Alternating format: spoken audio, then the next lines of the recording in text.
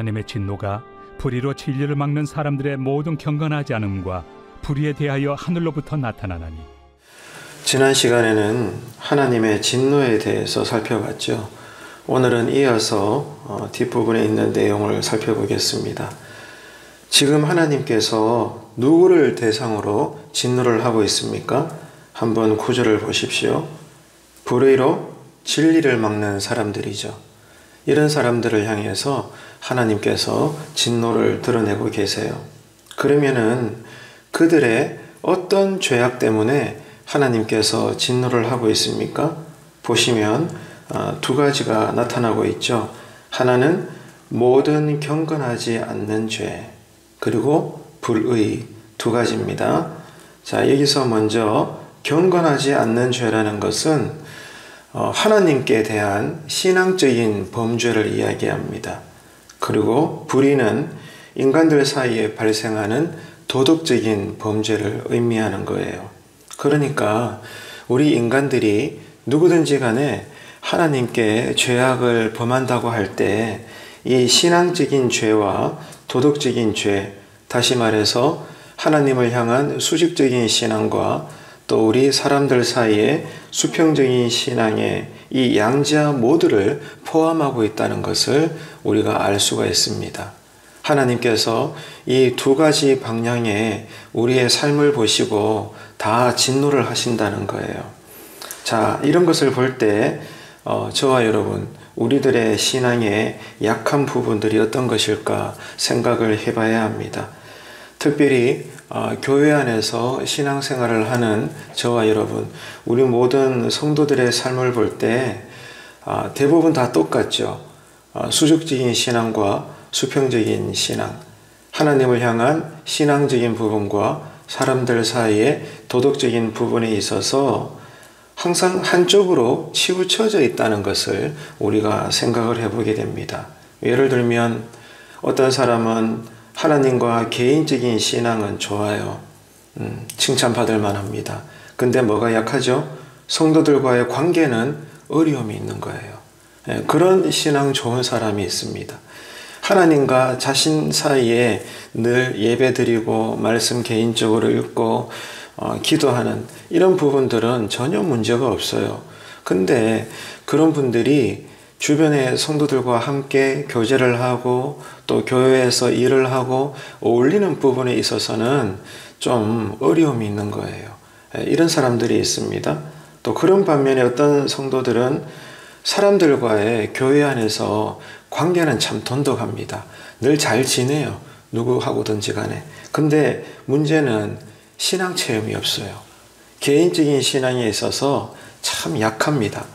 수십 년 동안 예수를 믿고 또 교회 안에서 여러 사람 못지않게 많은 일들을 맡아서 헌신도 하시는데 정작 개인적인 신앙에 있어서는 누가 보더라도 염려가 되는 그런 사람들이 있다는 거예요. 그래서 오늘 이 하나님의 진노의 대상에서 보자면 어느 쪽이든지 간에 대부분 한쪽으로 치우쳐져 있는 우리 역시 누구라는 거죠? 하나님의 진노의 대상에 속한다는 거예요. 다른 사람의 이야기가 아니라는 거죠. 그래서 구약 율법을 대표하는 십계명을 봐도 알 수가 있죠. 하나님께서 모세에게 직접 십계명을 적어서 주셨는데 하나의 돌판이 아니고 두 개의 돌판을 기록해서 주셨잖아요. 그래서 하나의 돌판에는 내가 하나님을 향하여 지켜야 될 계명이 기록되어 있다면 다른 하나의 돌판에는 이제 이웃을 향한 또 우리가 지켜야 될 하나님의 계명들이 기록이 되어 있습니다. 그러니까 하나님 앞에서 바른 신앙이라는 것은 먼저는 하나님과 나 사이의 수직적인 신앙이고 또 하나는 나와 너 우리 사이에 이 수평적인 신앙, 이 두 가지 기둥의 신앙이 다 건강해야 된다는 거예요. 다시 말해서 균형을 이루어야 된다는 겁니다. 지금 내 신앙생활에서 이 두 가지 방향의 계명들 가운데 뭐가 약하고 뭐가 부족한 건가? 오늘 이 아침에는 한번 여러분 자신을 돌아보시면서 회개와 함께 새로운 결단의 은혜가 우리에게 있게 되기를 바라겠습니다. 자, 그 다음에 보면은 이렇게 불의로 진리를 막는 사람들의 모든 경건하지 않음과 불의에 대해서 뭐라고 기록되어 있죠? 하나님의 진노가 하늘로부터 나타난대요. 자, 하늘로부터, 이 표현은 결국 사람에게 임하는 모든 심판의 결과가 하나님으로부터 기원이 된다는 거예요. 어디서부터 심판과 이 진노가 쏟아지는가 하면 모든 세상 역사와 각 개인의 인생의 모든 시간들을 주관하시는 오직 하나님으로부터 이 모든 진노와 심판이 쏟아진다는 겁니다. 하나님의 주권을 나타내고 있는 거죠. 그런데 또 하나 여러분 기억해야 될 것은, 자, 나타난다, 이것이 과거형으로 기록되어 있지 않고 이 단어 역시도 현재형으로 기록되고 있다는 겁니다. 그러니까 이 한 구절에서 나타나고 있는 하나님의 진노는 세상 끝날에 이제 주님께서 재림하시죠. 그러면은 뭐가 펼쳐집니까? 심판대가 마련되죠.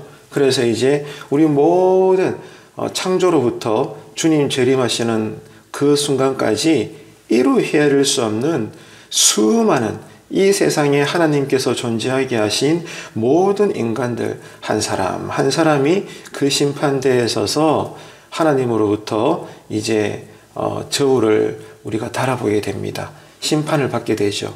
그때 하나님께서는 진노를 쏟아내셔요.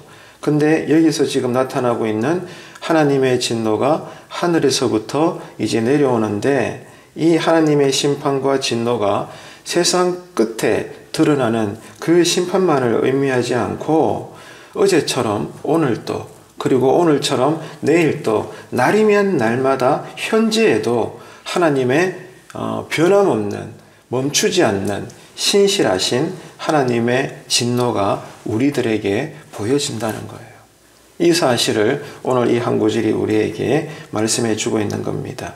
그러니까 근간에도 계속 제가 여러분에게 말씀을 드린 것처럼 우리를 향하신 하나님의 이 사랑의 채찍, 진노하심, 심판, 그 종류와 내용들은 참 다양한데 그 가운데서도 우리 편에서 생각할 때 가장 두렵고 무서운 심판은 뭐라고 했습니까? 우리가 죄를 짓잖아요. 이 죄를 짓는 것을 두고 하나님께서 그냥 내버려 두시는 거라 했어요. 그게 뭐라 했죠? 하나님의 유기라고 했습니다. 하나님의 유기, 내버려 두심. 이것이요, 어떻게 보면 야, 내가 죄를 지었는데도 하나님이 당장 나를 엉덩이를 때리지 않아. 그러면은 쉽게 생각하면 얼마나 좋아요. 잘못을 했는데도 누구 하나 나를 야단치는 사람이 없으니 이것만큼 편한 세상이 있겠습니까? 근데 아니라는 거죠. 누구 하나 내가 잘못한 것에 대해서 브레이크를 걸지 않고 제재를 하지 않고 나에 대해서 훈육을 하지 않는다면 나는 여지없이 그냥 빗나갈 수밖에 없는 거예요. 진짜 여러분, 이거는 엉망이 되는 겁니다. 우리 인생이. 그러니까 이것만큼 무서운, 내버려 두는 그런 심판보다 무서운 하나님의 진노는 없다라는 것입니다.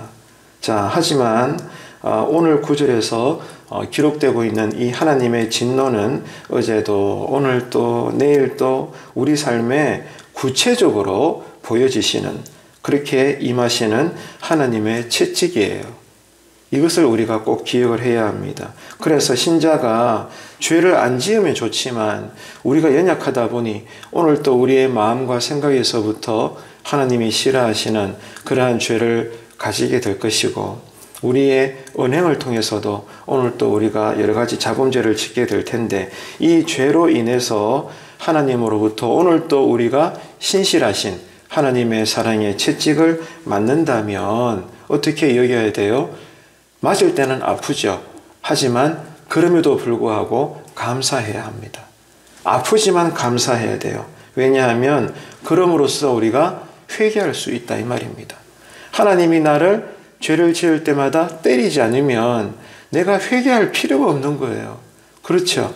근데 내가 죄를 지을 때마다 하나님께서 나를 회초리를 들어서 엉덩이를 때리고 종아리를 때리면 아파서 그거 안 맞기 위해서라도 하나님 잘못했어요. 나 용서해 주세요. 그런단 말입니다. 안 그렇겠습니까? 그렇기 때문에 내가 죄를 안 지어서 복만 받으면 좋겠지만, 그러나 죄를 지어서 여지없이 하나님이 나에게 진노를 보여주신다면 아프지만 눈물 나지만 그러나 그것도 하나님의 은혜라는 거예요. 그럼으로써 내가 회개하게 되고 다시 정결할 수 있는 기회가 주어지기 때문입니다. 아무쪼록 오늘 18절의 말씀을 통해서 기억합시다. 하나님을 향하신 수직적인 신앙, 신앙적인 부분, 그리고 사람들을 향한 수평적인 신앙, 윤리와 신앙적인 도덕적인 이러한 부분에 있어서 하나님 앞에 이 우리의 믿음과 신앙의 무게가 가볍지 않고 부족하지 않고 균형을 잘 이루어서 하나님께 오늘 또 기쁨을 보여드릴 수 있는 그러한 이 하루에 우리의 신앙이 되기를 축복합니다. 한쪽으로 치우치지 마십시오. 교회 안에서만 여러분 칭찬 듣지 말고 교회 바깥에서도 믿는 자나 불신자들 사이에서 칭찬 듣는 교회 일꾼과 성도들 되시기를 축복합니다. 그리고 개인적으로 예배드리고 말씀 읽고 기도하고 이게 전부 다가 아니고, 그렇게 하셨다면 그 향기와 열매가 어디서 나타나야 돼요? 수평적으로 나와 너 우리 사이에 성도와 지역 함께 어울리는 불신자들 사이에서 신앙적인 윤리로 열매가 나타나야 되는 거예요. 이러한 부분들이 다 균형을 이루어서 하나님께 칭찬이 되는 그러한 이 하루가 되시기를 주님의 이름으로 축원합니다.